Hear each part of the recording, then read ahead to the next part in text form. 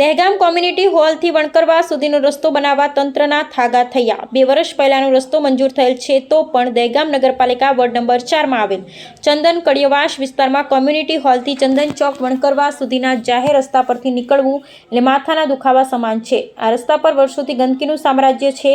ભૂગર્ભ ગટરો ઠેર ઠેર ઉભરાય છે તેમજ ખુલ્લી ગટરોની ગંદકીનો નિકાલ કરવા અનેકવાર રજૂઆત કરાયેલ છતાં પાલિકા કોઈ નિરાકરણ લાવી શકતી નથી। તેમજ 2 વર્ષ પહેલા રોડ મંજૂર થયેલ હોવા છતાંય સમાજના પ્રમુખ રાજનીતિને કારણે અને ભેદનીતિ અપનાવી અને નગરપાલિકા જાહેર રોડ બનાવવા થાગા થયા કરી રહી છે। આ રસ્તા પરથી અનુસૂચિત જાતિ સમાજના લોકો રાત દિવસ નીકળતા હોય ત્યારે સમાજનો ઉદ્ધાર કરવા ભારતીય સંવિધાનના પ્રણેતા ડૉક્ટર બાબા સાહેબ ભીમરાવ આંબેડકરે અનામત બેઠેલ ફાળવેલ જેથી સમાજનો વિકાસ કરી શકાય। જ્યારે મહિલા અનામત બેઠક પ્રમુખ વૈશાલીબેન સોલંકીને આજે વોર્ડના સામાજિક કાર્યકર યોગેન્દ્રભાઈ રાઠોડને ચીફ ઓફિસર સાથે પ્રેસ કોન્ફરન્સ યોજી રજૂઆત કરતા ચીફ ઓફિસર ઉમાબેન રામીણાએ આ ગટર મુદ્દે રસ્તો બની શક્યા ગાય અકસ્માત યુવાનના મોતનો 5 લાખ આપ્યાનો ખુલાસો કરવાનું કહેતા ઉમા રામીણા ભાગી છૂટ્યા હતા। આ મામલે દલિત સમાજના જ પ્રમુખ વૈશાલીબેન સોલંકીએ ઉલટા સુલટા સવાલ ઊભા કરી ભારે હંગામો કરી આ રજૂઆત ઉઘરાઈ નાખતા દલિત સમાજમાં રોષ ભભૂકી ઉઠ્યો છે। પાલિકાની અંદર અમારે આદિનાથ સોસાયટીની સામૂહિક નગરપાલિકાનો એક હોલ આવ્યો છે। ત્યાંથી વણકરવા સુધીનો રોડ 2022થી મંજૂર થયેલો છે અને અંગે અમે અવારનવાર ખૂબ ફરિયાદો કરી। રાજ્ય માનવ અધિકાર આયોગમાં ગયા, RCM સાહેબને કીધું, પોલીસ ફરિયાદ કરી, આજ દિન સુધી રોડ બન્યો નથી અને એના કારણે કાલે સ્કૂલ જતી એક મહિલા એના બાળક સાથે ત્યાં ખાડામાં પડી। એ સિવાય 2 વડીલો પણ એ ખાડામાં પડ્યા અને આજે જ્યારે રજૂઆત કરવા આવીએ છીએ ત્યારે ચીફ ઓફિસર એકદમ અજાણ બને છે। એમને એ રોડની કોઈ ખબર જ નથી કે આવો રોડ મંજૂર થયેલો છે અને કરવાની છે કામગીરી અને હવે કહે છે ફરી ટેન્ડર કરવું પડશે। એટલે જે 2022નો રેટ હતો અને આજે 2025ના રેટનો જે તફાવત છે એ નગરપાલિકાએ ભોગવવું પડશે અને એ ભોગવવું પડશે એટલે મને પબ્લિકના પૈસા વેડફાશે। બીજું, આજે મેં રજૂઆત કરવા ચીફ ઓફિસરશ્રીને આવ્યા હતા ત્યારે વચ્ચે એ અમારા પર દબાણ લાવવા માટે પ્રમુખશ્રીને વચ્ચે લાવ્યા અને બીજા જે જીતેલા ઉમેદવાર છે એ લોકોને વચ્ચે લાવ્યા। હવે એમની જોડે ચર્ચા કરીએ તો જવાબ અમને પ્રમુખ આપતા હતા। હવે અમે અધિકારી જોડે મળવા આવ્યા છે કારણ કે પ્રમુખ એટલા સક્ષમ છે જ નહીં કે ગામની સમસ્યાઓનું નિવારણ લાવી શકે અને એટલી બધી ચર્ચાઓ થઈ અને પ્રમુખ અમને એવી ધમકી આલે કે તમે આ ચેમ્બરમાંથી નીકળી જાઓ ને આ નીકળી જાઓ, જાણે નગરપાલિકા એમના પિતાશ્રીએ ખરીદી લીધેલી હોય અથવા પેલી શું કહેવાય એમના દસ્તાવેજ કરી આલો એવું વર્તન કરે છે અને આ પ્રકારની ફરિયાદો અવારનવાર ભોગવવી પડે। જ્યારે પણ ચર્ચા થાય અને જ્યારે પણ એમનાથી કશું બોલી ના શકે અથવા જવાબ ના આપી શકે ત્યારે આ રીતનું વર્તન કરી। નગરપાલિકાના પ્રમુખની સત્તા ચાલે છે કે ચીફ ઓફિસરની ચાલે? આમાં એવું છે કે બંને મિલીભગત છે। જ્યારે અધિકારી પર કંઈ દબાણ આવે ને એટલે પ્રમુખ છત્રછાયા બનીને આવી જાય છે અને હું પ્રમુખ જોડે મિટિંગ માગી જ નથી તો પ્રમુખે મિટિંગમાં આવવું જ નહોતું જોઈતું તો મિટિંગમાં આવી ગઈ। બરાબર છે, અમારી મિટિંગ અમે ચીફ ઓફિસે ચેમ્બરમાં માગી હતી તો ચીફ ઓફિસે પહેલાંથી ત્યાં પ્રમુખના ચેમ્બર જઈને બેસી ત્યાં અમને બોલાવ્યા। એટલે આ બધું સુનિયોજિત છે કે ભાઈ પેલું શું કે એકબીજાને બચાવવાની કામગીરી છે અને ગામમાં તમે જો આ જ્યારે નગરપાલિકા તોડવાનો કાયદેસરનો જે ઓર્ડર છે તો આ પથરા મંજૂર કરતે વખતે અધિકારીઓ અને જે ચૂંટાયેલા પ્રતિનિધિઓ એ લોકો ખબર નહીં કે પથરા અમે જે મંજૂર કરીએ ગેરકાયદેસર આજે પથરાનું કૌભાંડ જ 14 થી 15 લાખ રૂપિયાનું છે। આ 14 થી 15 લાખ રૂપિયા તમારા મારા આખા વર્ષનો 2 વર્ષનો પગાર છે જે પગારનું પાણી થઈ ગયું। ખરેખર ગામમાં એવી કેટલીય જગ્યા છે કે જ્યાં પથ્થરોને લગાવવાની જરૂર છે તો થયા નથી। અને બીજું કે ભાઈ એનજો કન્સ્ટ્રક્શન નામની કંપની છે એની મને એવી માહિતી મળી છે કે ભાઈ એના વિરુદ્ધ GST ના ભરવાની ફરિયાદ હવે આખા ગામના 90% કોન્ટ્રાક્ટો એના નામના થયેલા છે। હવે એનો GST શું અધિકારી એમના પગારમાંથી ભોગવશે?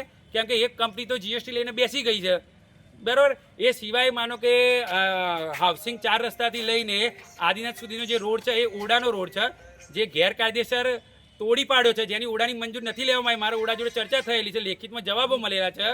એ રોડ તોડી નાખીને પેલું શું કહેવાય જેવું તેવું કામ કરી નાખ્યું છે। હવે આ તેવું તમે નવું કપડું છે તમે ફાડી નાખીને રફ્ફુ મારવાની વાત થાય છે અને જ્યારે એ કહ્યું કે એ કામમાં શું ભૂલ છે? એ રોડમાં કંઈ લેવલ જ નથી, કંઈ કોઈ નિયમો જ મેન્ટેન નથી થયા અને એક એન્જિનિયરને એટલું ખબર ના પડે કે ડામર અને સિમેન્ટનું મિશ્રણ થઈ જ ના શકે। એટલે આ લોકોને તો પહેલાં તાલીમમાં મોકલો, ત્યાં હરખા પાસ થાય તો પછી આ લોકો નોકરી લો। અને બીજું કોમ્યુનિટી હોલની અંદર જે રોડ બનાવવામાં ચીફ ઓફિસરના ઘરનો બનાવવાનો છે કે પ્રમુખના ઘરનો બનાવવાનો?